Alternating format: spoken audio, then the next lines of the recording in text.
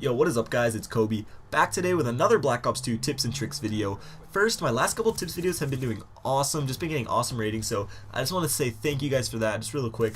But in today's video, we're going to be going over the sensor grenade. Now, the reason I chose to cover the sensor grenade is because I feel like it is one of the, if not the most underused piece of equipment in the game, and it got me thinking and wondering, why is it, is it because that the thing is just sucky, so nobody wants to use it, or is it because nobody knows actually what it does, because it is slightly different than things we have seen in the past. I'm sure most people have a pretty good idea of what it does, but like the EMP, you don't know exactly what it can do and how it works unless you go out and use it yourself. So that's what I did, that's what I'm going to be sharing with you today, just how the grenade works and some tips just in case you felt like giving it a try. So just to get the basic stuff out of the way, for those of you who don't know, the sensor grenade is used to paint enemies on your minimap and only your minimap. It will not project them for your teammates. When in range, the sensor's laser will lock onto an enemy or enemies and paint them on the map. However, unlike the orbital VSAT, his icon on your minimap pulsates rather than showing in real time. So in a sense, you can tell the direction of where the enemy is headed, but not quite the exact location. The spread of the laser's range is actually quite large, definitely big enough to cover any enclosed room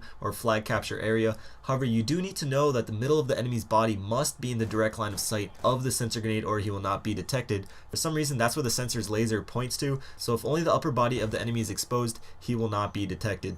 Now, when detected, the enemy will be painted for only a second or two, unless that enemy stays in the line of sight for each continued pulse on your map. One thing worth noting is that smoke from smoke grenades do not affect this line of sight, so using Tactician and equipping both sensor and a smoke grenade can be quite effective, or if you're playing in a party, you can coordinate with a teammate, something like that, and have him equip it. Also, for those of you wondering, Scavenger does replenish one sensor grenade per pack that you pick up. However, like always, it needs to be from a weapon kill. Another important feature of the sensor grenade that you guys may not know about is the explosion or detonation at the end. After its few seconds of sensing for enemies, the grenade will then explode, inflicting some splash damage to all surrounding enemies in range. But what's most important is that the enemies that do get hit from that explosion stay painted in real time on your minimap for 5 seconds, which is obviously pretty useful. So with this aspect of the sensor grenade, you can kind of compare it to the recon perk from MW3, being that the enemy has to take actual damage from the explosion to be painted. Now for some tips for those who may want to try it out sometime. The sensor grenade is for rushing players that are always near the action and or objectives.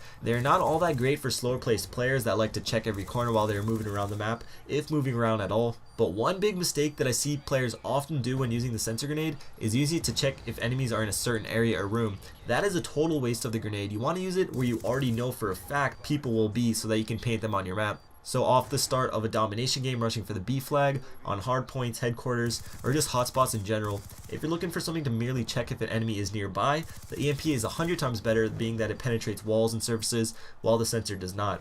So after hearing all this, do you think the sensor grenade is a liable option to use? Would you guys use it for certain game modes, certain maps, or maybe only equip it for certain classes? Let me know what you think.